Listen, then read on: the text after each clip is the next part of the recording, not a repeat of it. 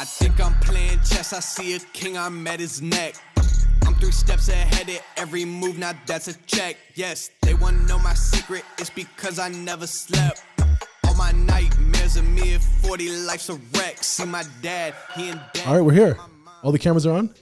There we go. This is the first time we're doing it with 4 cameras. We're coming up. Let's go. Moving up. What are we, 24, 25 episodes?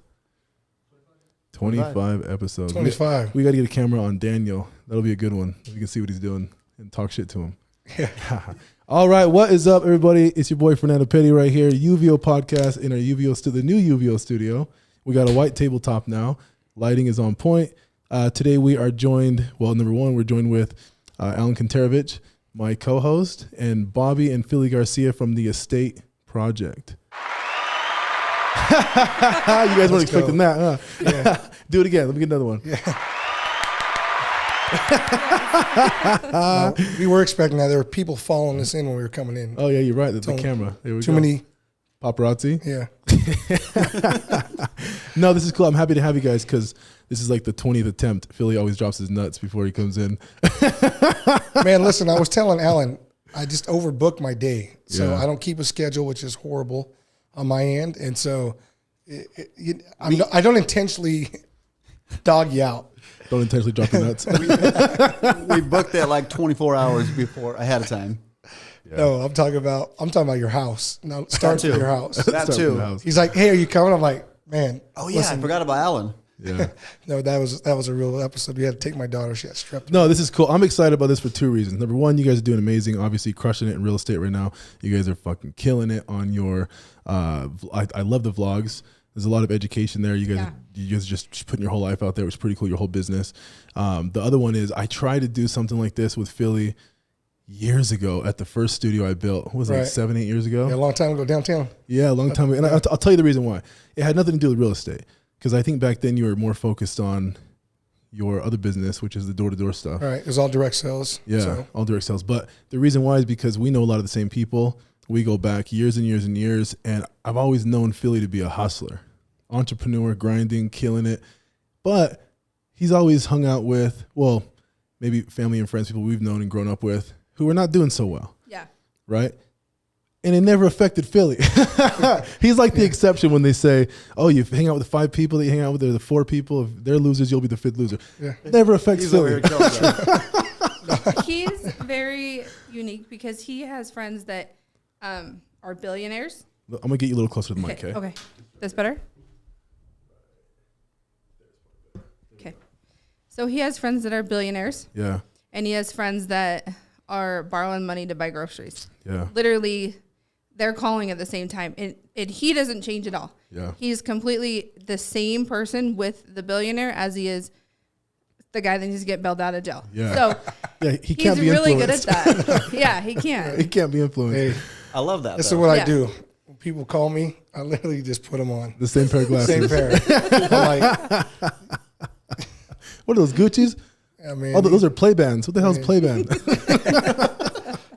No, but let me go back to that because when I originally talked to you, I'm like, bro, I feel like we need some inspirational stories out there from people who grew up around, a rough environment, maybe not the best environment.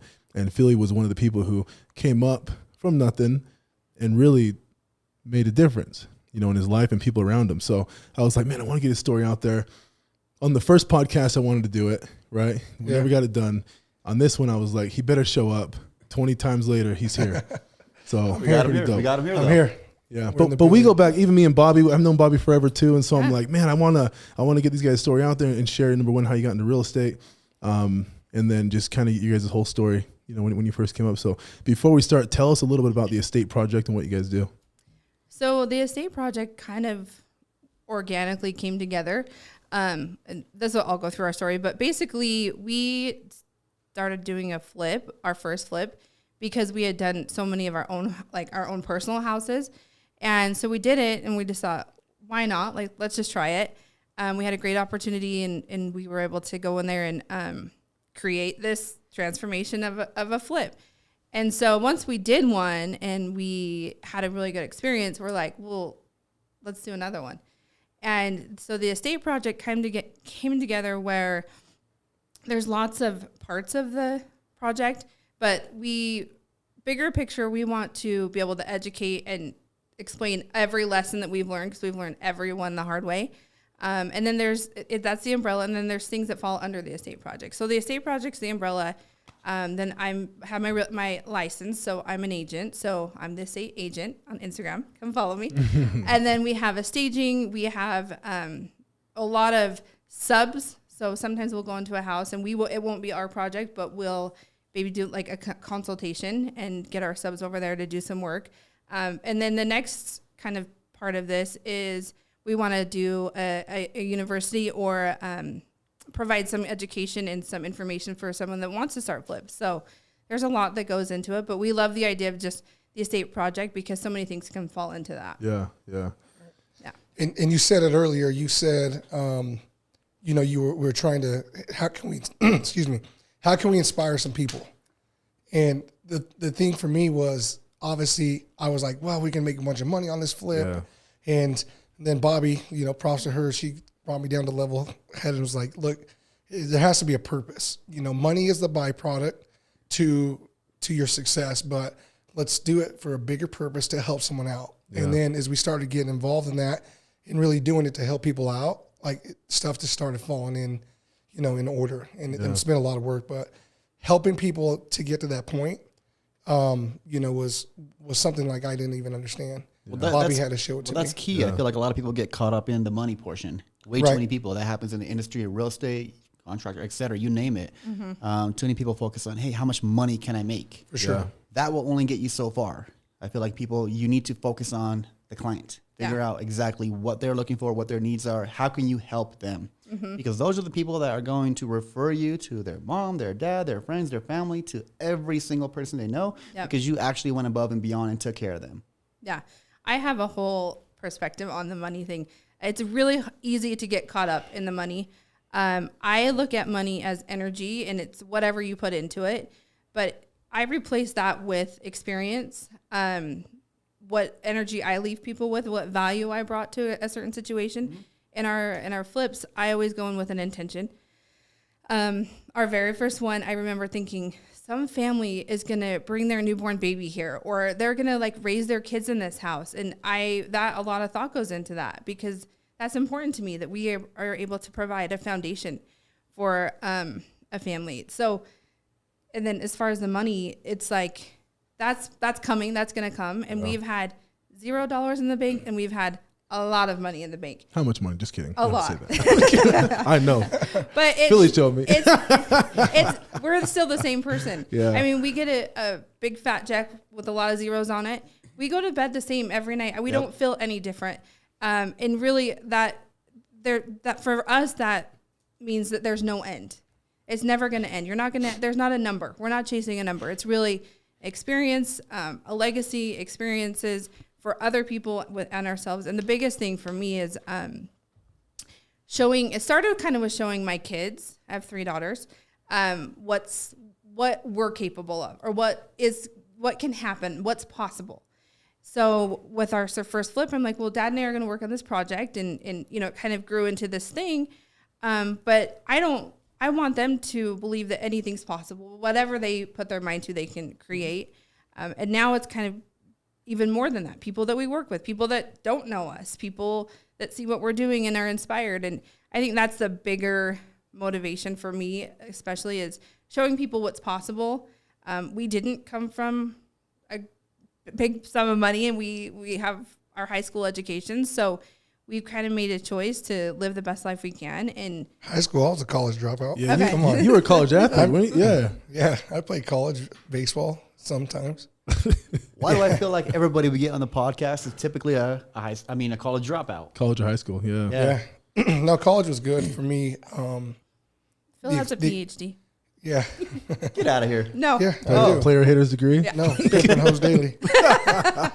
So, no, I think, the college for me was the part was baseball, right? That was my scapegoat from, Fernando said earlier, from, getting out of trouble and hanging with the wrong crowds is I played baseball, and that was kind of you keep me on track. But no, I mean, school is good. I personally don't like school, so college wasn't for me. I literally went to school to play baseball.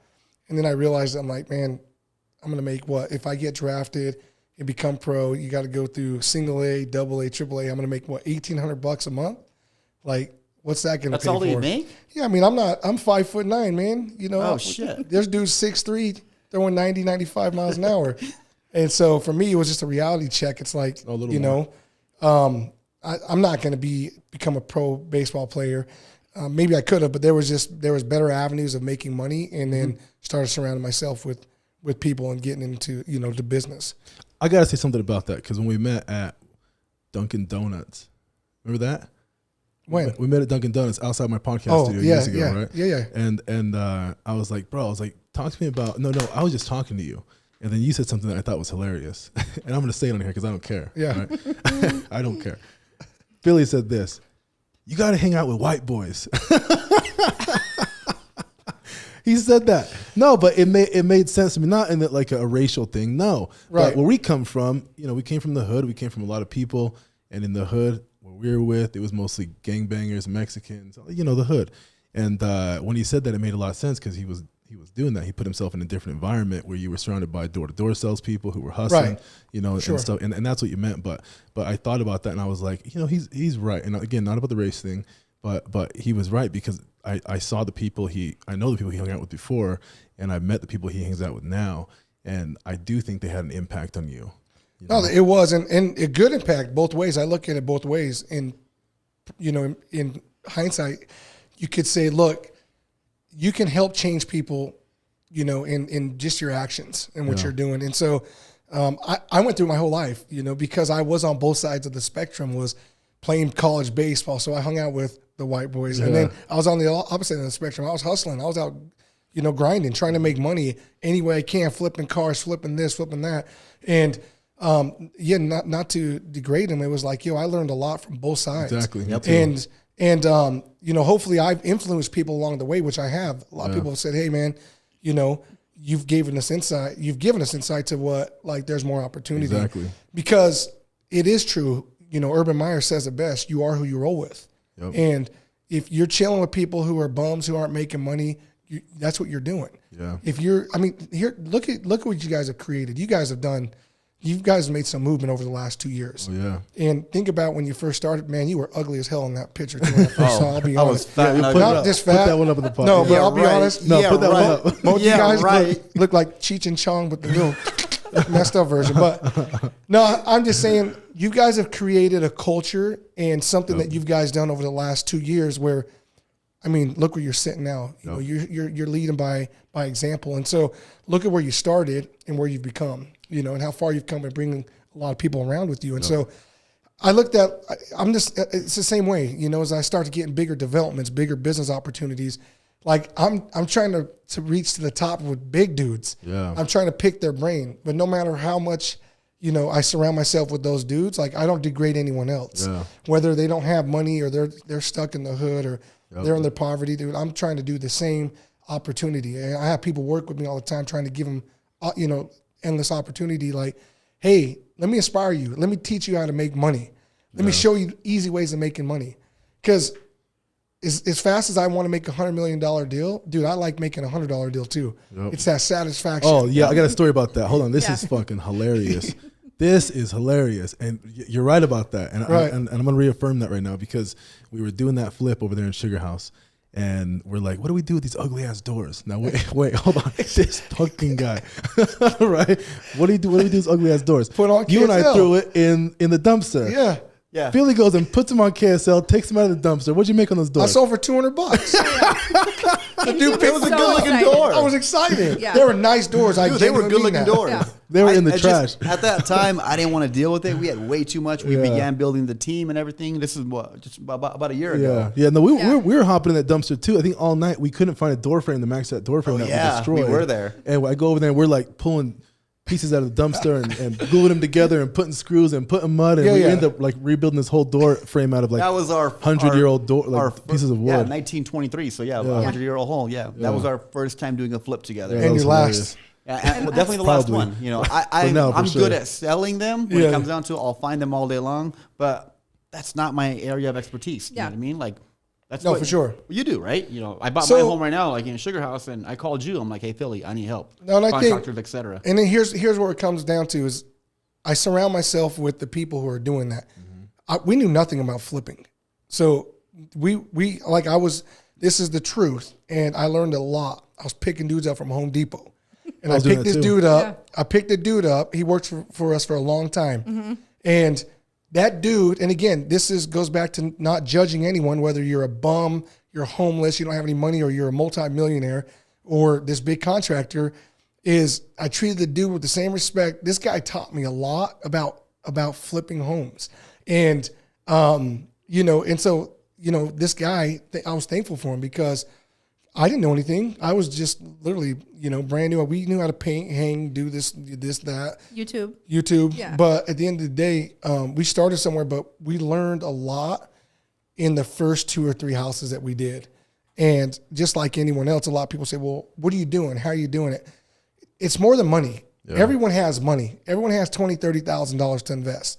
As you guys know, it's a lot. It's way more difficult than putting up money to do a flip. Mm-hmm. If you're going to be involved and make the money, you've got to learn the steps and you got to learn the contacts.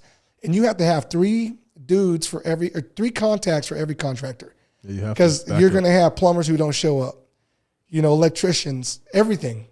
And I think building those relationships over those last 3 years have helped us get to where we're at. So yes, I'm currently doing that.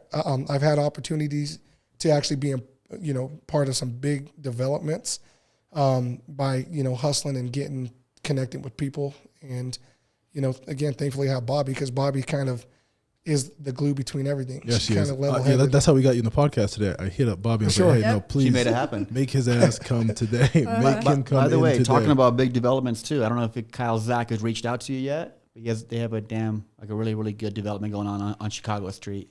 Yeah. No, I know about that. When I was talking to the dude yesterday, that actually bought those other 3 lots. And I know your buddy has the one, right? He's got like got 6 9. of them now. Oh wow. He has most of them. So Connect with him. So their partnership, I met the other half of it, the dude who's the big developer. Yep.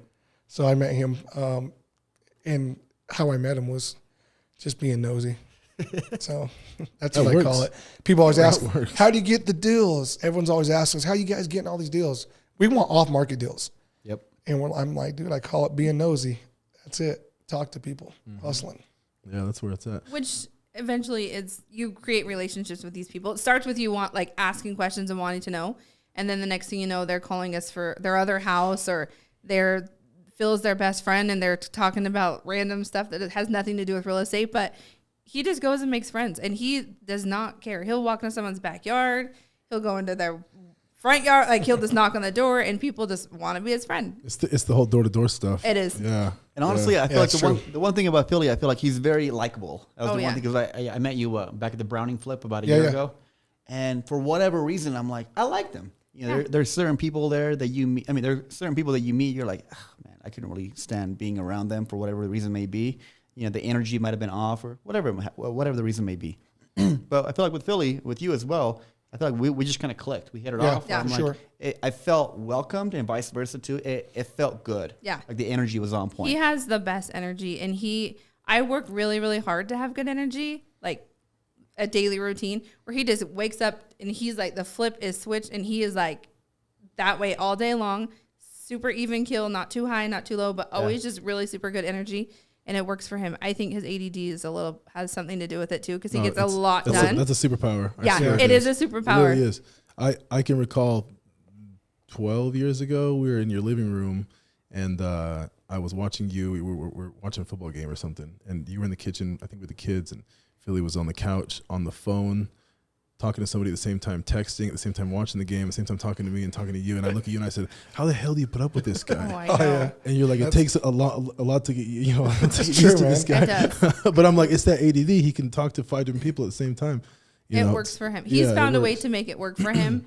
I think a lot of people sometimes could use that as a crutch. Like, I can't focus or whatever it is. And he just, it works for him. I would be like I don't know Phil any other way besides having 100 things happening at one time. Oh man. And he's lucky because I know how to handle that. I don't know if anyone else could, but I already know what he's doing before he's even doing it. If he tells me he's on his way home, I know it's going to be about an hour and a half because he got stuck talking to someone. That's how I am. But it's That's how fine I and am it works. thinking. It True. works for us. Yeah, no, it works. So, Bobby, tell me how you got into real estate. Was it just because you guys were tired of paying all the commissions when you guys were flipping the properties? Was that one of the main motivators? Pretty much, yeah. So I knew that I wanted to do something. I've always kind of had some kind of hustle or something that I was doing, not like Phil, but just like selling stuff online and just doing whatever I could to contribute and stay busy because we like to be busy. So before real estate, I was a mom, running my kids around and then doing stuff here and there with online or friends or whatever. And then we did our flip. We did a couple. We probably did like 5 or 6. Right. And then my youngest was starting kindergarten, and I knew that I wanted to have something. I wanted to be involved and have some kind of career. And so I thought, well, I'll just get my license, and then we can save on commissions, and I can like find the stills and sell our houses and stuff.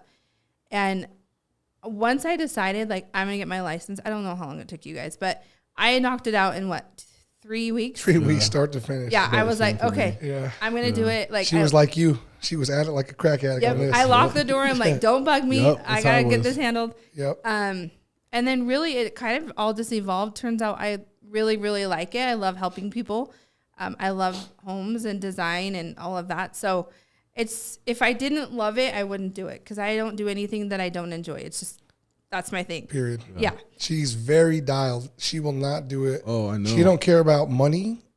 She has to have a passion, and she's very, very, like, she's 100%, to what she does. She gives 100% effort. And like, this sounds horrible because I know there's agents that are trying so hard, like prospecting, working, calling people, like really just want to be busy. And I'm very picky with my clients because I feel like that energy has to be there. I can't go home at the end of the day and be exhausted because someone took all my energy. Yep. I want to give my energy, but I also want to get it back from other people. So I'm very picky of who I work with, and it all works out the way it's supposed to. I attract my clients. I've never cold called. I've never door knocked except for with this guy. I'm just waiting in the car while he's being nosy. But yeah, I really enjoy it. It's super fun. I love the staging part. I love the design. I love to like create something with, I love to see something and have a vision and then make it reality.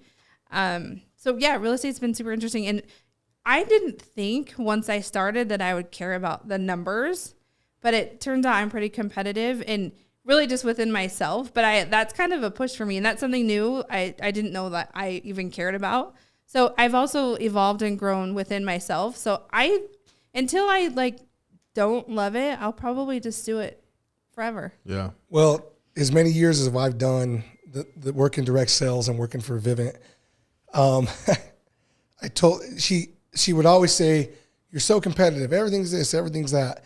And when she got into real estate, and you can actually see your leaderboard, and you can track and drive that, then she actually seen. She's like, "I understand why you get competitive, because if you don't have any competition instilled into you, if you don't have any competitiveness, there's no drive for you to keep trying to achieve higher goals." Yeah.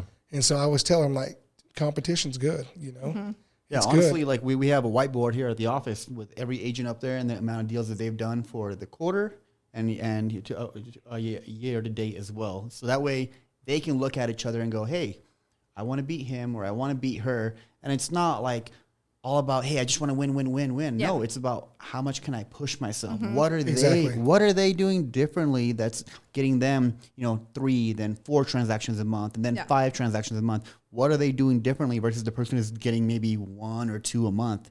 Too many people get caught up in, "Hey, if I just do 1 a month, I'm good."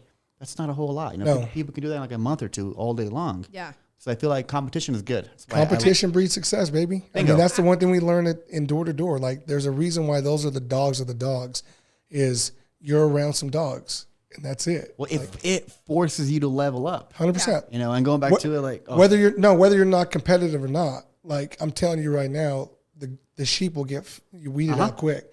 People are like, "Well, that's not me." Well, it's not you. Bag it up. Go sell. get out of here. Go work at McDonald's. Yep. Actually, McDonald's, they pay good. So You know what I mean? And that's what I tell Bobby, and everyone's like, well, why don't you get your real estate license? Bobby's been harassing me to get it. I'm like, no, I don't want to play on that field because I know what I can bring to the table. And for me, I'm like, I just don't want to I like what we're doing. Yeah. It's pretty balanced out because if I get involved, I'm like, I'm not gonna stop. But I I'm will gonna be say, like you, up 24 hours. yeah, I will stressed say out. it's so funny because I'll take a phone call and we'll be in the car together and I'll be having this conversation. 99% of the time I'll hang up and he'll say, you handled that way differently than I would have. He's like, you're so different than me. And it's not one's better than the other, but it's just really funny to like, I'm just being true to myself and handling a situation like I would. And then he'll kind of give me his input and I'll be like, yeah, I should have like said that. Or I didn't even think about that. So we are a good team and it works really well. It's just, we're so different. So I think it's actually like, That's perfect. The yin and the yang. balance. Yeah, totally. And you guys know more than anyone, real estate is a genuine relationship with people. Yeah. People are chasing the dollars out there and all the glam and everything. Yep. But unfortunately, it doesn't work out that way. You just have to be level-headed with yourself and say, hey, at the end of the day, what are my goals? Because again, the byproduct is the money, but you guys are creating an environment for some long-term successful people. And it's a lot of work. And so, again, I commend you guys in real estate because it's a tough job. Yeah. Well, the one thing I feel like in real estate, you work with so many different people, and every transaction is different. It's unique in its own way, and that's why when it comes down to how you handle a transaction, how you handle that phone call versus how you would handle it, completely different because you've dealt with maybe a similar case, like that, so you knew how to go about it. Right. It's the same approach as if you're calling a lead. You know how to give them a call and how to overcome that objective. Yeah. And I think everyone is different as far as feels really good about getting a feel for like how to interact with different people in different ways. I pick up on energy. And so I feel like I just handle things as far as I could see the best outcome. And that's been, I didn't even know I had this like thing that I do until I really started real estate. And it makes you like stop and like think almost 3 steps ahead. Okay. So we're having this conversation now, but where do we want to be tomorrow or next week? I want to have a good relationship. Mm-hmm. And second part of that is dealing with agents on the other side. So I'm a listing, you're a buyer or whatever it is. But that relationship is crucial because that can make or break anything. We have the same goal at the end of the day, but I've dealt with some amazing agents that I'm just like, this is how it should be every time. This is so amazing. And then I've dealt with some agents where I'm like, sick to my stomach when my phone rings, Yeah. We all have. So it's so interesting. And I've just learned a lot about myself and it feels so good every time I have an issue. I don't have I feel like it's 50-50. It's good, 50-50 bad, always 50-50. But he's always telling me exactly what the podcasts say, what the books say. Like he is like a walking motivational person. And it's been so awesome to have that support. Thanks. Hey, is it hard working with each other? No. So actually a lot of people ask us. Yeah. That's, I'm really interested. Well, it's not because one, we've known each other since we were in diapers pretty much, but no, I think that's the thing is we complement each other. Right. So the things that I want to do, if it doesn't complement what we're doing, then we don't do it. So, now that doesn't say we don't have, disagreements as far as I want to buy everything. If I find a deal, I want to make it happen. Let's make it happen. Yeah. And Bobby's more calculated risk. For me, I'm like, no, let's do it. There's no risk. Let's do it. So I act off impulse. So I don't think it's hard working together. I think it's been great. I think that our first flip that we did everything. We were cutting tile. We were like, I walked in one day, Phil was covered in soot. I thought he was one of the Home Depot guys. like we did everything in that first one. And I really enjoyed creating something together and working on a project together because he did summer sales before that. So he was gone every summer for 4 to 5 months. 13 years, 13 summers. And so I got really good at being Bobby. And then when Phil was home, it was Bobby and Phil. So for us to be working on this project together, and again, the intention was not just to make money. We had a really strong intention with that project. I walked away thinking, our relationship really needed that. Like we really needed to like physically create something together and have those conversations and see that come together and do something for someone else. So I love that part about working with Phil. There are days where sometimes I gotta go, Phil. Like you figure it out. And he does. It always works out. It's fine. Yeah. And then there's some days where I don't know. It's up and down. But I really think that we do a really good job at not taking anything to like a personal, like serious level. We know it's just kind of work, and sometimes we have to like leave that away and go to Cabo and just like really let work go. But it's worked out so far, and it's been so fun. I mean, we have a ton of fun, and that's why we brought the vlog in, because I think people are really interested. How does that work, and what's that relationship like? And yeah, you watch HGTV, half those people are divorced. Yeah, or they're just actors. Yeah, or they're actors, but no, this is real life. There's no in between. This is it. Yeah, it's the same thing with podcasts too. I feel like so many you go onto, they're scripted. Yeah, people are reading off of the prompter or whatever it may be. You're like, hey, are you gonna have an actual genuine conversation? Yeah. That's why I love the fact that everything we do is raw. Like there's no edit here. Like you can say anything if you fuck up on something. Yeah. Oh, it's there on camera. Well, and I think people want that. I think people want that. I would be in trouble, boy. Yeah. I would be in trouble. Yeah, he would be canceled. My kids already tell him Trust every me, day. I had the same problem, bro. I got to really tone it down. But what's funny is you don't realize the impact that you really have on people or the influence until someone comes up to you and you're like, and you're like, wow, that's cool. Yeah. Something is cool. Yeah, we get that a lot over here. You know what I mean? And messages we'll get. And the podcast on YouTube is not that big. Couple hundred here, couple hundred there, couple thousand there. Like it's not huge, but we get a lot of downloads on like iTunes and Spotify and stuff like that. Cool. Which is cool. But we get people that hit us up. I get emails like every day from people who are telling me their story, who want to be in the podcast. And unfortunately, we only do in-person interviews. We don't do like Zoom calls or anything. None oh man, you got to fly out here, bro. That's what I tell them, and they're like, really? And I'm like, yep. Like I have some pretty good side, people who have like good followers and good businesses that have good stories, but this is just a standard that I set, and I'm not going to compromise. So if they want to be on it, they got to come over here. And it's good content for them too. You know what I mean? Like we provide really good footage and clips, and you guys will get that. You know what I mean?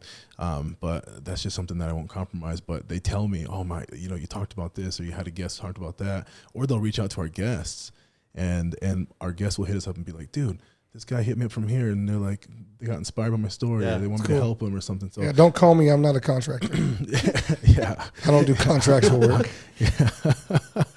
But I really like that you guys are doing this, the company together. We got to work with you guys firsthand when you helped us with the flip, the contracting stuff, and then also with the staging stuff, and you guys did such an amazing job. Like I didn't think that house was gonna sell without the staging, because I couldn't see people living in a little 2-bedroom house. I know.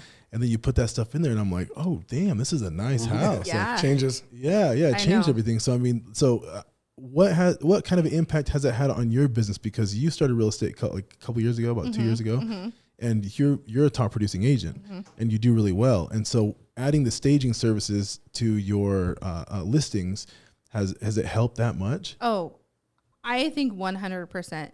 I also stage for other realtors when we have a warehouse and I have about 6 houses worth of inventory. So when I don't have a listing, I love staging for other realtors. There's a fee, but it allows me to level up their listing and elevate what they're doing. But we've done some where that's been on the market. In fact, I'm doing one tonight where it's been on the market for about 30 days. And I told the agent, I said, okay, when this thing goes under contract in the next 7 days, you're buying Ruth's Chris. Like you're paying me too, but I like kind of have a bet with him, because it just changes when someone goes into a house that's vacant. They can't visualize, they can't see it. It feels different. It feels like I can't live here. I couldn't see myself living here. Yeah. And then you go in and you have a dining table that's all set, and you all of a sudden you see yourself there on a Saturday morning having coffee. You see a nice living room set, and you're like, oh, we could watch the game here, or whatever it is. My kids can play in that room. And so it changes something in your brain when you go into a house that's staged. It just does. We had one house that we're like, we don't need to stage it. The market's hot. We'll sell it really quick. And that was the Rose Park house. Yeah. And it was dungeon. It's a great house. We had a ton of like traffic. Well, People hold on. This is also when you didn't get an offer in the first 24 hours. Yeah. You thought the world was going to end. What the hell's going on? We're like, Yeah. whoa, dude, this house ain't going to sell. Yeah. So we waited 4 or 5 days, and I'm like, dude, we have to stage this house. Yeah. So we stage it. A week staged later, it. boom. I think it was Multiple like 3 offers. days. We staged it on a Thursday. We were under contract by Monday. And multiple offers, higher. I mean, you know, the whole deal. But I think that there's that something that happens in your brain when you can actually visualize yourself there. And I love creating that. My personal house doesn't look like these houses that are staged, because they're staged in a way where you may not live that way. Like, you're not going to have your dining room set perfectly every single day. That's just not going to happen. Well, actually, Well, you do. This guy's house. You're This amazing, guy's house but- is like, and he's having a kid right now, and I'm like, dude, he's going all out on the new furniture in the house, and I'm like, this is not furniture for a kid. Well, Yeah. all right, I'm not gonna say anything. No hard corners, No, I love soft it. everything. Yeah. no hard corners for sure. I got that, Yeah. but still, you know, I want it to look good. Yeah, you want to No, look. but you got a high standard. I mean, It's here's a awesome. good example, though. We just sold a house a couple weeks ago, and the finished work, we didn't do the finished work on it, the remodel, but we bought it, and I'm like, the only way someone buys this house is if it's staged. And the agent who bought it loved it. Like, he's like, oh, man, this is great. They can see themselves here. Yeah. Well, And- go ahead. No, and just looking at that, it's because you staged the house. Yeah. No, staging, like early on in my career, like, you know, I was never really told that staging goes a long way. It was more like, the home will sell, it doesn't matter. Yeah. That was kind of my view on it. But as time went on, I'm like, there's definitely a lot of value in there, especially when I began working with quite a few investors and flippers, et cetera, where it's like their standard was, we're going to remodel it, but then we're going to stage it. And every single time that we do stage it, we will sell that home Quick. like that. Yeah. Typically for a lot more money as well. Yeah. And I feel like there's multiple, you know, factors, you know, for that reason. But I feel like one of the ones is, if you're a buyer and you walk into a home, you can't really, you're focused on, okay, will my table fit there? Will my couch fit there? Where Yeah. am I going to put the TV? Therefore, you have all these distractions to the point where you're not actually paying attention to the actual home, the layout, et cetera. Exactly. You got to be able to have that vision. Right. Not everybody does. Like, for example, the home that, you know, we picked up in Sugar House, it was a shithole. Just being honest with you, right? It was completely outdated. It wasn't a shithole. Well, That was a really nice house, but the layout was funky because when you opened up, You're you right. had a vision. okay. And your vision was something that you saw, and at the end of the day, you look at it now, and I'm going to tell you this right now, that was a home run either Yeah. way, whether it had a blind corner or not. But yeah, now look at it now, you're like, wow, who the hell designed this before? Because now it's unreal. Yeah. Well, it looks so much bigger. Like, you know, Yes. for example, that kitchen, remember that? Yes. Like how tiny that looked just by removing that one wall right there. Yeah. Which didn't really cost a whole lot of money to remove that wall. We tore that out in like 2 days, I think it was. And now with your parents, they don't play. Oh, they don't play. You know, my mom and dad. His mom and dad, no joke. Dude, They're the best. they're probably over there right now. Probably. They were there yesterday too. You know, they just came back from Cancun. Well, we all just came back from yeah, a wedding. I saw My that. brother got married, and he's like, "Yeah, tomorrow I'll be there working on the house." And I'm like, "Thanks, mom and dad. Like, It's a- I love them." It's the vision, right? You walk into a house, same thing like when we do a flip, we already know what the vision is going to be. We've done it, we see it, and then we go and execute it. And so that's the same thing with staging. People can't see themselves living there. Vision is extremely important with anything, whether it's a home or even a company as well. Like when Yeah. it comes down to UVO, for example, we had a vision, you know, what, year and a half, 2 years ago. Like we already seen the whole thing play out. We're like, okay, cool. And now the next steps to make that happen. Like you got to have that vision. Yeah. I believe in this 100. Daniel, wake up. Stay alert with that camera, yeah. Hey, leave my man alone, man. He was up watching the Jazz We're game. boring, Daniel. How's the battery on that one? Just curious. Well, actually, I'm sure Daniel is probably exhausted too. We got to get a because- camera on Daniel. He does a lot of work behind the scenes. Yeah, this kid is a freaking boy genius. On top of that, we had a rehearsal for his wedding yesterday, and then he's getting married tomorrow as well. Oh, let's go. And he's still here grinding. Are you guys going to be the videographers for his We're actually going to be in the line? line. That's so cool. Take your vlog video so you can record it all. Hey, we should. Yeah, I know, right? Yeah, we'll see what happens. No, I think he has a videographer. But yeah, he's getting married tomorrow, so that'll be pretty Cool. cool. Congrats, That's man. awesome. Yeah, huge congrats. That's the Congrats, you just lost half your money. No, that's the best thing you ever did, and you know it. I didn't say it wasn't. I said congrats, you lost half your money. Fernando's next, right? He invested it. I'm set. What are you guys, 20 plus years? let's see, 95. So what year is it? We didn't get married in 95. No, we got married were in like 2003. We're going on 18 years. Yeah. 18. So we're at July 3rd. 17. We're July 3rd, Bruno Mars, baby. 17 years, August 11th. We've been together since 95. 96. Long time. Dang, you wasn't even born, Alan. No, actually, I came to the U.S. in 1996. 96. 96. I dude. can imagine you was a little kid. I was 6 years old. He was all head. I had a big head. I had a big head. I'm not gonna lie. That's the best. No, that's good. But talk to me about your journey from where you came from. You guys grew up together. You know where you guys came from. I got a brief history on Philly's childhood from somebody we were trying to buy a house from. Oh, Oh man, I heard that story. that wasn't. Yeah, that wasn't my childhood. that was for you. That was my adolescence. Yeah. Speaking of that, we need to man. lock that down. This goes back to you're hanging out who with knows what the that's with the at? right. It's with not on the wrong market, people. right? Dude, I'm done with that lady. Give me her number. I want to. Yeah, right. So Lady yeah, hates no. his guts. So I mean, here's the thing. And again, we could be here all day. This would be a 6-day, 7-day, 30-day, podcast. But I think in relevance to business, it started at an early age. Meaning, I was raised with my grandparents, which was good. They took good care of me. But I think my mom and dad were still there. It was more. They were young as well. My dad's super young, and I think that I started seeing stuff when at an early age and knew that, hey, I wanted more for my family or myself. You know what I mean? And so how am I going to get there?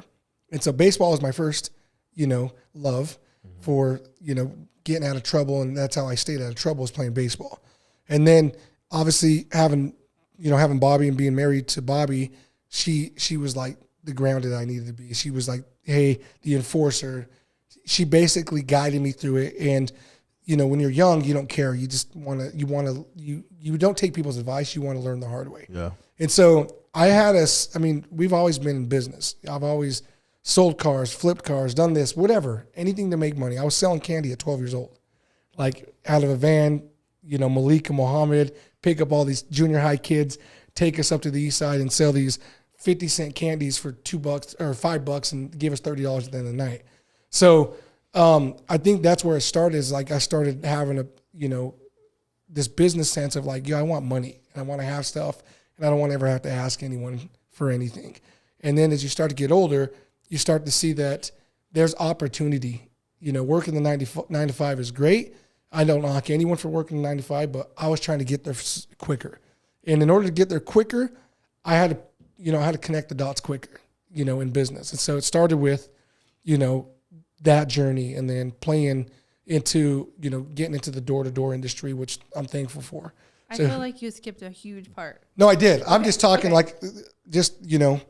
that's how it started. Yeah. So if we want to dive into it, we can, but I think, that's where it started, is being at an early age, like, hey, I see my grandparents go through it, paid for school for me. I got kicked out of every school when I was younger. I feel bad because now I look back, I'm like, man, dude, private school was expensive. And my grandparents didn't make a lot of money. You know what I mean? They were my grandparents. Yeah. So, where'd you go? Like the Catholic private schools? yeah, I went to every Catholic school in Utah. Yeah. St. Anne's, got kicked out of there. St. Francis, got kicked out of there. Our Lady of Lourdes, got kicked out of there. West, got kicked out of there. Horizonte, got kicked out of there. Wait, how do you get kicked out of Horizonte? Typically, when people get kicked out, they go to Horizonte. Yeah, that's true. I got kicked out of. That's what happens, man. I got locked up as a teen. Man. So I was in trouble. So that's basically how I got kicked out. Got in a fight in the school. Selling candies. Pretty much what happened to me too. I got one fight. They kicked me out. I'm like, really? They're like, you had a little Bosnian guy. He's coming from the country. Get him out. Get him out He's of here. fighting. That's funny. So so when you ask how it started, or I guess what questions would you have? What do you want us to? I think that's important because I have a lot of people that I know who's still kind of stuck in that lifestyle. I have a really good friend who, we go back to 8-9 years old when I first came here from Vegas, and we go way back, and the dude's always in and out of jail. And I just started seeing him again on Facebook, and I'm just like, man, I really love this guy because I know him. You know, I know him, but he just makes stupid fucking decisions like we're kids again. You know what I mean? And I know a lot of people like that. I'm sure you do too. And I'm just like, man, I wish there was a way to reach somebody like that where it would click. You know what I mean? And I don't know if it's like they need to just be more responsible, or if they never got the education or the guidance. And I look back because, you know, both of us kind of grew up without our fathers, and I think that might have something to do with it. But you can only blame it on your parents for so long. Yeah. You know what I mean? Yeah, for sure. I think it's your support system. Yeah. I mean, it comes down to your support system. Well, you know, I think that it also comes down to mindset. And if you can see yourself being something other than that, a lot of that, it's like that victim kind of mentality. Yeah. Yeah. So I think Phil saw a lot of what he didn't want and said, okay, I'm going this way. And that was always the mindset. Not that was like horrible, but he just wanted different. And I think it's just making that decision and not looking back, not looking for an excuse. We can all find an excuse to not get up in the morning. We can all find an excuse for something didn't work out or go your way. Or you can kind of take whatever that is and just, we're going to do it. Whatever it takes, we're going to do it, and we're going to find a way. So when we had our daughter in high school, and there was a lot of conversations, but we just said, you know what? We're going to do it. We're going to give this kid the best possible life we can.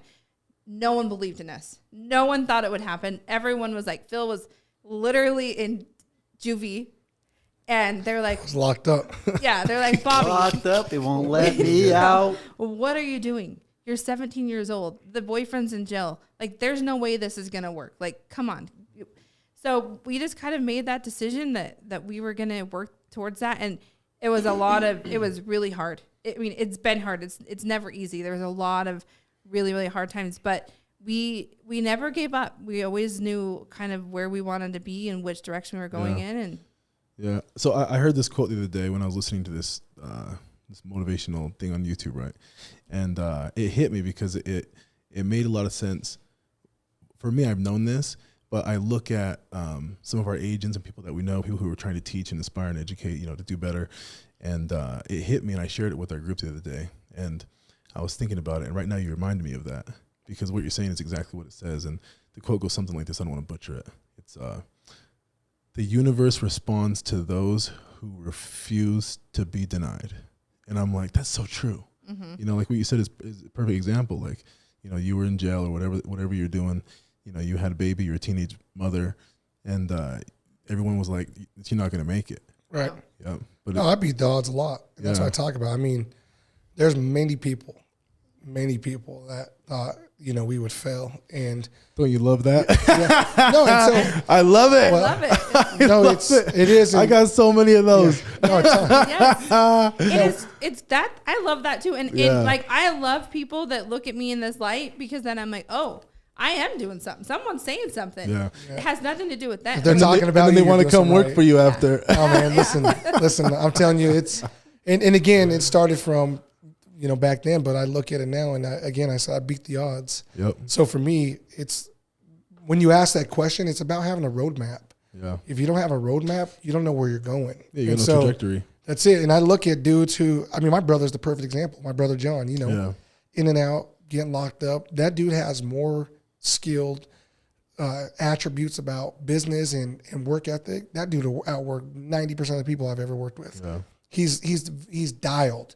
He's very passionate about that. But unfortunately, like you said, his roadmap he doesn't have it dialed. Yeah. He doesn't have a roadmap. He has a day by day. And so I think people think it's harder than what it is. I mean, it's not hard to make money. It's hard for people to think big. Mm-hmm. Yeah. And I think that was our problem, is we always thought, you know, on the low totem pole, think of a higher spectrum, like, dude, surround yourself with people, do business things with big people. It's easy. You know what I mean? It's easy. What's the difference of you making $10 million and someone else making $10 million? Yeah. The difference is they think they can make it. You don't. Yep. Yeah. You have the same 24 hours in a day as everyone else does. And that's all it comes down to. Yeah. Having that mindset. Yeah. So I think, you know, for the first part, no one has a roadmap. They just, man, I want to be successful. You know how hard it is to start a podcast. You looked at took people. years. Took Yeah, years. yeah, you've been doing it for a long time. Long and at the end of the time. day is you didn't know jack shit even 2 years ago. Yep. You're starting to put this together. Now you're looking back, you're like, dang. You know what I mean? Oh, And it's so hilarious. Yeah, it's hilarious. You thought you were going to Yeah. start the first podcast and then you're going to have 1 million views. No. Yeah.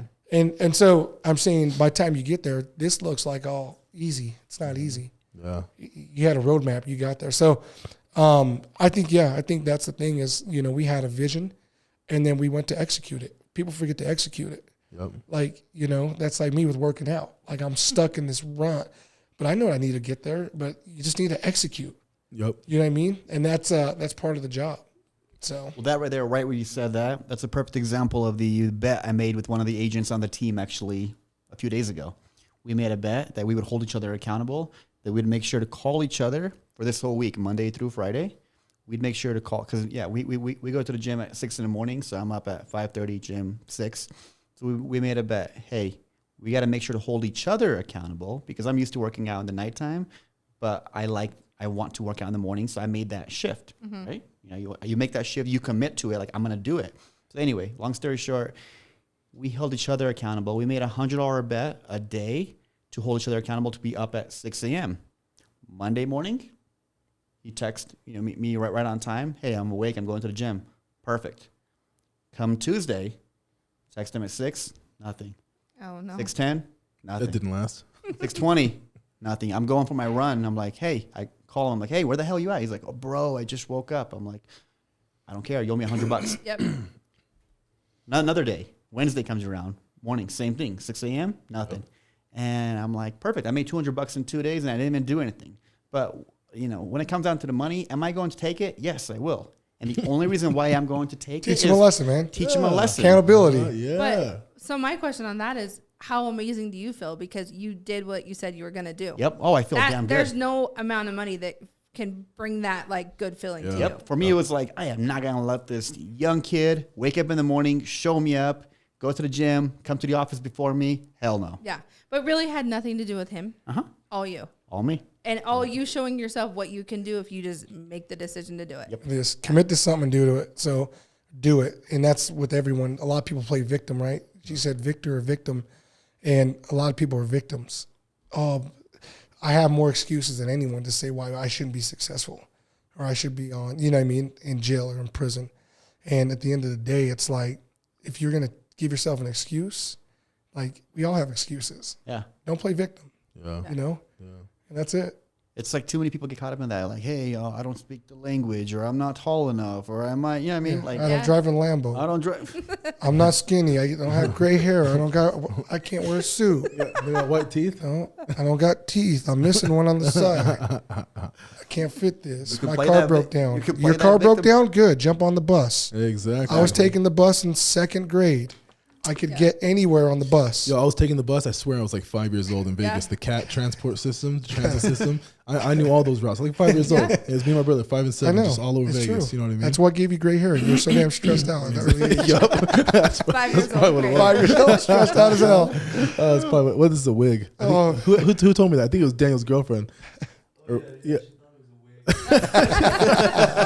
Fucking wig. That's a compliment. That's a compliment. Yeah, I got good hair. I know that. That's true. No, but going back to what you said a minute ago, and I said it multiple times today, and it was commit to your commitments. Yeah. You know what I mean? And I've heard that before. I think it was Les Brown that said that, but I've heard that, and people will make a commitment and they won't commit to it, and it's usually because there's not a consequence, and then when you come back to actually holding them to, hey, you owe me $100, and I need that money today, there's the consequence. And I feel like there's way too many people who are coddled. Way too many people who are coddled. And I hear that book, Can't Hurt Me, by David Goggins. You guys know David Goggins? Mm-hmm. Yeah.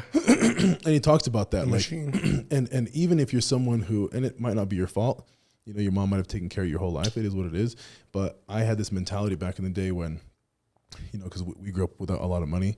And, I remember sometimes we were sleeping in sheds or garages and stuff like that. And I was a kid and I didn't mind. I didn't know it was anything. You don't know different. No, Yeah. I didn't give a damn, right? But I remember as I got older, I was like, man, I really want to change my routine. And I feel like if I remove some comforts that I have right now, I feel like it might make me want it more. And so I actually started sleeping on the floor intentionally, right? Instead of on my bed.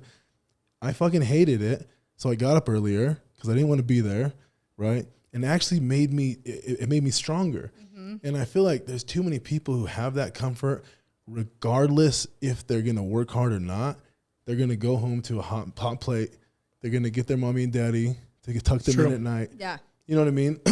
And that is such a fucking weakness. Yeah. You know what I mean? It's such a weakness. And I tell people all the time, like, and he says it too, is that you have to callous your fucking mindset. Like you have to, and again, if it might not be your fault because your parents have given all this to you, but if you're somebody who doesn't have any trajectory, if you don't have any goals, you know what I mean? Because you're coddled, or your mom takes care of you, your daddy takes care of you, like, you have to make that change. Yeah.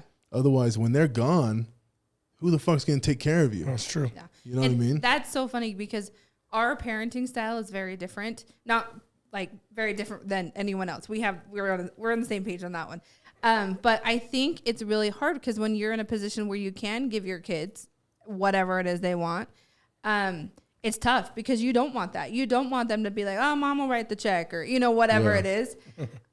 So it's you want to find that balance. I find if I can do something out of inspiration, I'm excited. I'm excited to get up and talk to this client. I'm excited to go stage this house. I'm excited to go for the run, whatever it is, because I'm inspired and I let that take me instead of like punishing myself and saying, you have to get up and go for a walk. No, I'm inspired because today when I go for my walk, I might see a cool house or I might meet somebody, whatever it is. So with our kids, I really like, if they're inspired by anything, I like push them to like, see what that's about. Our daughter got up and moved to Hawaii, and we did write the check on that one, but she was inspired. I was going to say, hold on. She was inspired. Make sure you clarify, because you are writing the check. We did write the check, but my point is she was inspired to go out there and see something different in the world. Yeah, that's cool. And see what maybe she would want to do after college. But isn't she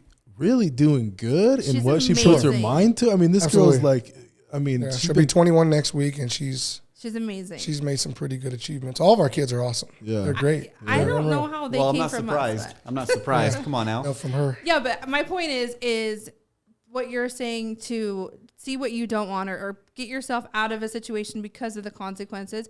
I also think that you can also be inspired by something to grow or start the class, take the whatever, start the business, make the Instagram, whatever it is. Just be inspired and put yourself out there. And there's always a risk, but that's how we learn the best. And it might not, or it's probably not going to work out. And in fact, hopefully it doesn't work out, because then you learn. Yeah. And that one thing that does out of the 99 things that you try, it'll be because you learn all of the hard things ever. Yep. Those are 99 other times. Yeah, I won't do anything if there's no risk involved. For some reason, I have to have risk. I'm high risk everything. Yeah, I have to. You got to risk it for the biscuit. Very. Yep. Hey. I'm the same way. Yep. I feel like everything we do is just high risk. Yeah.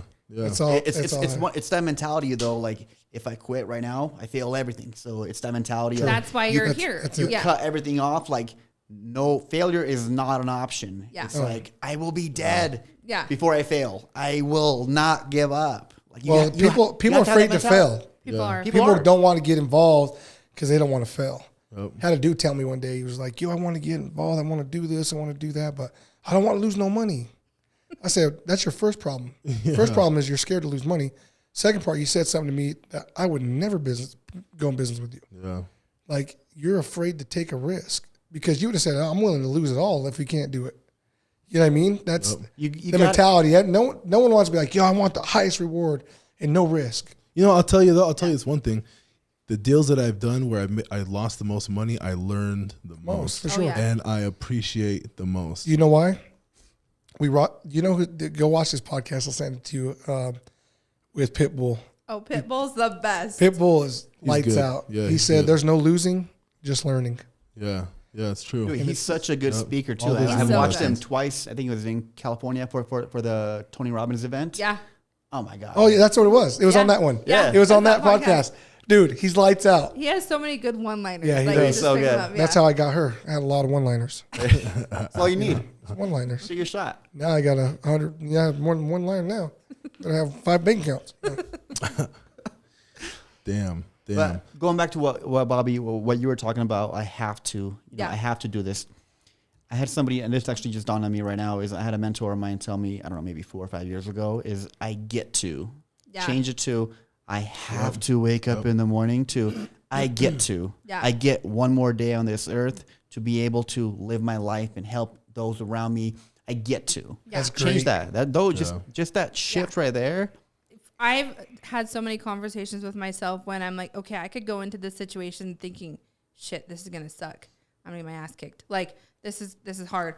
And I tell myself, Bobby, no, you get to be involved in this experience where you're helping people transition from this little condo to this amazing house. Yep. You get to be a part of this experience, and they're trusting you. They believe in you. So it's like you have to kind of pep talk yourself and say, I'm going to go into this being super grateful. What a privilege. What a privilege. What a privilege. Because if you go into it like, I don't want to be here, these people are annoying, they're never happy, whatever it is, you're going to get that. Oh yeah, you're going to get that. And they can feel it and they can sense it as well. And 100%. It's just not going to be a pleasant experience for anybody. Yeah. I every single morning I'm up there like doing my meditation thing, getting my energy right, and just what you appreciate. So I really go into things with gratitude as much as possible. You know, I didn't realize how important that was until about 7 years ago. You know, the whole meditation thing. Mm-hmm. And now that I do, I know how important it is. Like I do Every it day. constantly. Yeah. I do it when I'm in my office. I do it standing in line at the grocery store. Yeah. I'll just sit there and sometimes I'll balance on one foot and people are like, what the fuck is that guy doing? Is he okay? But I'll just put the weight on one foot, you know? But no, I find that to be so vital when it comes to doing what we do, because, you know, entrepreneurs, we operate at such a high level of stress. I don't think people understand. Right. You know what I mean? It's so fucking high. Yeah. And they think they understand. They don't. You know what I mean? And I have some friends. Well, I don't really have too many friends who aren't entrepreneurs, but the ones that I do, I've had conversations with. And when we go back to the whole taking risks, I've had those same conversations where they want to jump into business with me. And then I hear the way they look at risk, and I'm like, oh my God, you would destroy the business from your fear. We would be stuck. Yeah, exactly. We'd be stuck at step one. We would not be able to move forward. Yeah. No, there was a time we had 6 houses in 2 weeks. And people were like, what are you doing? I said, bro, I need a challenge. Yeah, leave me the fuck alone. This is what I'm doing. Don't worry. And that's one thing with the whole like spiritual part of it. We just know what's going to work out. It's just going to work out. It might be a shit show in the between, but it's going to work out. And it always does. It always does. It always does. Always works out. And so that's where like you get into the meditation stuff. You just kind of tell yourself like, this is fine. Everything's okay. Yeah. I'm okay. We're okay. Everything's going to work out. Here's some wise words for everyone is like, get uncomfortable to get comfortable. Yeah. So you're not going to, it's it's no different. Yeah, well, I mean, you can't have one without the other. No. You know, and I tell Alan that all the time. Like we talk about this. You know, Alan's one of the best real estate agents in Utah. He's got the awards to prove it. And you know, I've done a ton of businesses in my life. I've had multiple failures in my life, which I learned from, and it's made me who I am today, which is extremely aggressive when it comes to business and extremely aggressive when it comes to growing a company. And you know, I'm used to these enormous levels of stress. Yeah. I'm used to these enormous this overhead, monthly overhead, right? Paying employees, stuff like that. And Alan's never been exposed to that until he worked with me. And so I'm introducing Alan to a new level of stress. And we've had these conversations in the past where I'm like, he's like, dude, this is stressful. Yeah. And I'm like, I know. But here's the difference. I'm smiling when I say it, and I mean it, because I look at stress differently than a lot of people. I look at the amount of stress that a business person will have versus someone who's hasn't really been in a business before. Mm-hmm. You know, I look at it like a good thing. And the reason why is because you can't take a hamburger cook, like we went to the whole McDonald's reference.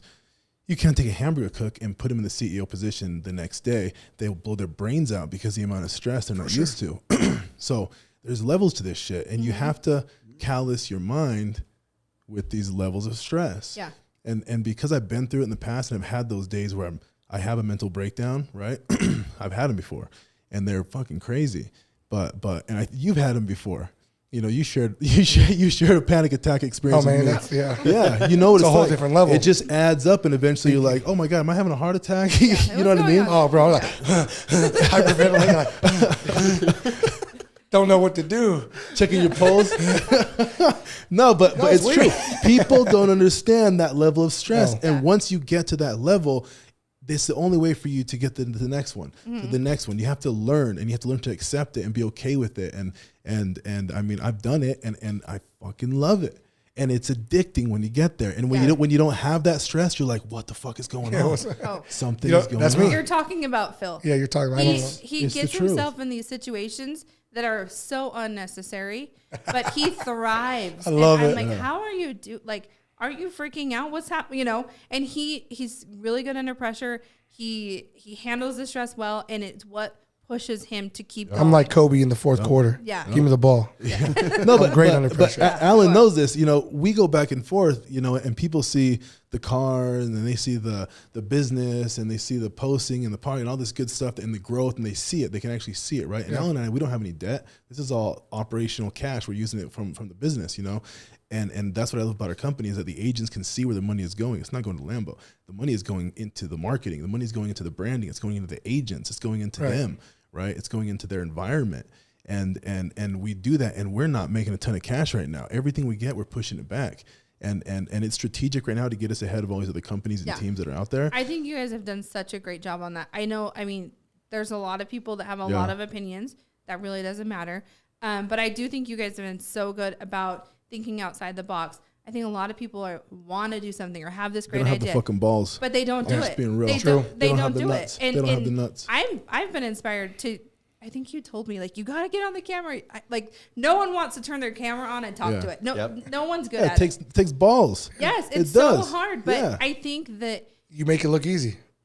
Well, the thing is, you get better and better over time. You Like, do. you know, going on to the early podcasts as well. Was I uncomfortable? Yeah, it was It was a new challenge for me where I didn't feel comfortable. I'm I like, couldn't tell. What did I do? What do I look What at? did I do? I don't let people say no. I force them into it. Yeah, it's right? true. And that's why I love this relationship, because Alan challenges me to be better. I challenge him to be better. If there's a weakness that I need to work on, he'll coach me on it. If there's a weakness he's work on, I'll great. coach him on it. You know, we just started doing the Fox 13 stuff, which is brand new for us, and we only got a 3-minute segment, and we're trying to add a ton of value in this 3 minutes. Yeah. But what I didn't realize I should have is that I have years of experience behind the camera, and this is training that I did to myself. I would sit in the back of my school till 2-3 in the morning after painting, after doing what I was doing, and record myself teaching a class.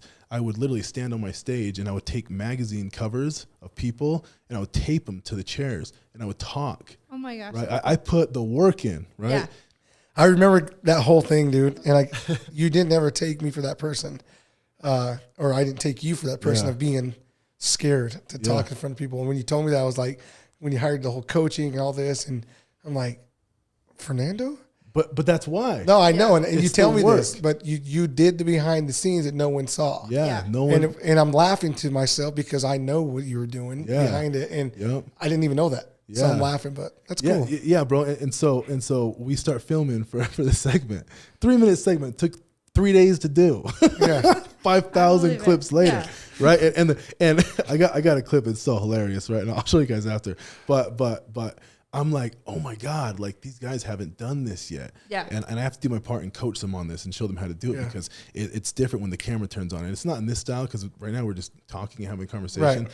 But when you're filming for a segment, you're talking to the camera, you're talking to the audience, but you don't see the audience. Yeah. And it's different when you're like, what? I'm talking to this camera, and no one's there. Yeah. But in reality, there's a lot of people. No, I give it Yeah. to them. Those influencers, they are good. Oh, they're so good. Because I tried doing that 5 takes. I'm like, man, I gotta go. Hey,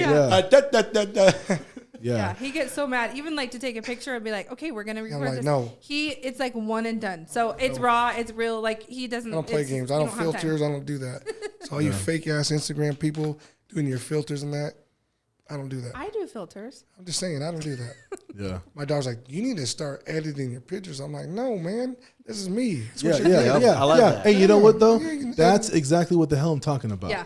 That's, I think people let that get in the way, right? That, I don't want to do that yet because I got to lose 10 pounds. Yeah. I don't want to do that yet because I got to. I said it. Hey, yo, I said it. But that was a joke. I know it was a joke. No, I I already don't know care. you like that. I know Yeah. you don't give a damn. Yeah, I don't give a shit. I don't give- Yeah. This guy comes to do a class at the other office wearing like an old ass Carhartt uniform. Oh, yeah. full of shit. He don't give a damn, bro. Yeah. He He don't does care. not So care. I knew you. Yeah, were people are joking. like, you need to start getting serious. People taking you serious. I'm No, like, but people Put a love suit it. on. People you respect need to get out of my business.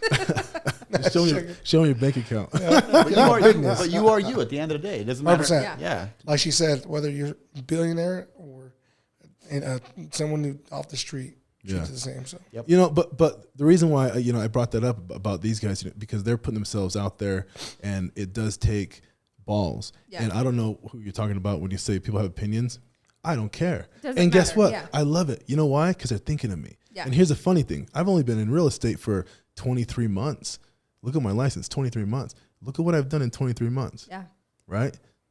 Because I got the balls, and because I'll take the risk. You made the decision and you're like, I'm just going to do it. Why not? Yep. And if anything at all comes out of our, whatever we have, our vlog or Instagram, whatever that ends up being, even this, I just want people to be inspired. Like I said, sign up for the class, start the YouTube channel, Yeah. whatever it is, just start. Just Yeah. put yourself out there and start, because I don't think we really understand what we're capable of until we really get into those situations where it's like, what do you call it? Like, liver, I don't know, there's a word, you call it something, but What do you mean? swim, sink or swim. sink or swim, yeah. And then That's you how it is. really show yourself who Sink you or are swim. and what you Yeah, can what you're do. capable of. Yeah, and then it's one step at a time. No, you're not going to have 1 million subscribers tomorrow. That's not going to happen. You might never get to 1 million subscribers, but start. It might just be that one person that you influence. And Exactly. that's what we always say. You're one conversation away from $1 million deal. Honestly, Yeah, and yeah. So that's the beauty about, I love what we're doing. I feel like people are reaching out more and more and more every day. Like I had another guy reach out and say, hey man, I seen your stuff. You really inspired me. Yes. He's like, we came from the same country. You came here from nothing. Yes. Talked to a guy last week. I think it was Atlanta or Michigan. I think it was. He's like, man, I seen heard a lot about you, all this stuff too. Me and you come from the same country, etc. I'm having that happen more and more. I and seen more your often. car. Are you hiring? Yeah, I want to No, we're not. Well, I do think people have. Unless you're a shark. Yeah, I'm just Yeah. saying everyone wants what they can't have, right? Oh yeah, yeah. Until they hear about what they say. They say everyone wants to be a boss till it's time to do boss shit. Yeah. It's so true. True. It Yeah, is and true. people don't understand. No, they bro, can't- I wish and- someone could hang out with me for a week. Oh, I wish. they please could. wear my shoes for. Yeah. Please wear my shoes. Yeah. Yeah. I would take any veteran agent out there. Come and wear my shoes for a day, right? I'm not talking about selling houses. I'm talking about doing what I do, Oh, Yeah. for sure. right? And I'm It's easy to telling you, sell houses, I feel like. 99% It's easy to 99% sell. of them cannot It's do different it. to run a business in a company. Yeah. Yeah, Also, those are at- two different things. Yeah, they're for completely sure. different. When it comes down to real estate, that was easy for me. I killed it year over year over year. This is a new challenge when it comes down to building a company. For sure. But yeah. Yeah. That's exciting. Alan's had plenty of panic attacks. Oh, I've had a shit ton where I'm like, what Yeah, the wait hell till are that we baby doing? comes. We used to go and film. We used to go and film properties, and it's funny you guys talk about YouTube thing because I didn't know too much about it, and I'm gonna try. I'm gonna put a little video out there, right? I did 4 videos. On the 4th video, the algorithm like favored my channel, and I was getting 50,000 views a day, and I was like, whoa! And then I got monetized eventually. I'm still making money on the channel. I got 17 videos on there. I'm still getting paid from it. It pays for my car, my Mercedes. I told Alan that. Yeah. I'm gonna do a YouTube channel. I'm gonna buy myself a car with a YouTube channel, and it pays for the Mercedes, which is pretty funny, right? That's funny. But I thought it was gonna be easy the second time around, and so I'm like, let's do the YouTube podcast studio, and let's do a podcast, and let's see. And I'll do the same thing that I did: high quality video, good quality audio, long format where they can put ads, and we'll be consistent. And then they'll favor us. They didn't favor us. We haven't gotten that yet, right? And I'm like, shit, it's not as easy as I thought. No. You know what I mean? And I think it puts you back into, why am I doing this? Yeah. What are we doing this Yeah. for? And then that's when you get into the intention. Well, we want to inspire people. We want to network. We want to hook up these people with these people and grow. We want everyone to level up, Yeah. really. And that is really the goal, whether they have opinions or not. Everyone deserves to level up. Everyone Yeah. deserves whatever it is that they want in their Yeah. life. One thing I did want to say, though, is I think that everyone in this room does something that for other people it looks easy. Yeah. Phil does a lot of stuff, and people think it's so easy Mm-hmm. because he makes it look that way. It's not, but he put in the work to figure it out. Exactly. And I'm just a mom. I'm like, that's how I started. That's what I am. That's part of my identity. But you have to put yourself out there and say, I think I can actually do more. And there's nothing special about any of us. No, there's something special. Oh, Especially about Phil. Oh, yeah, wow. special. Special But we thoughts. just made a decision that we wanted more.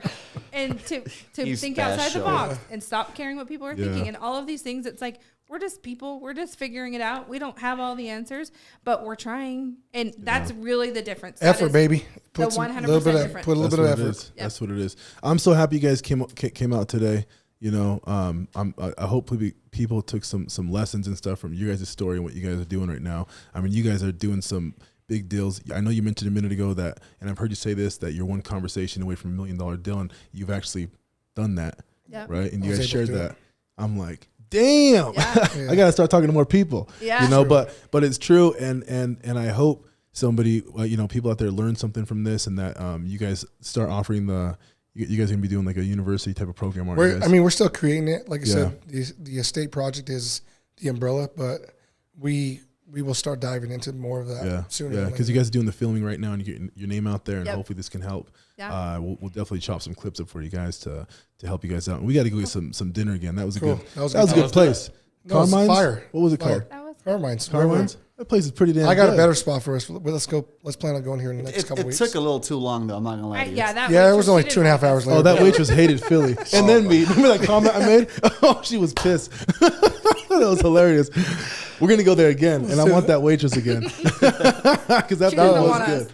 That Yeah, food for sure. was Let's good. do it, man. It's good. Thanks for having us on again. Yeah, Thanks, but you let's give guys. you guys a plug right now. So it's Instagram at the Estate Project. At theestate.project. Okay. And then mine's at theestate.agent.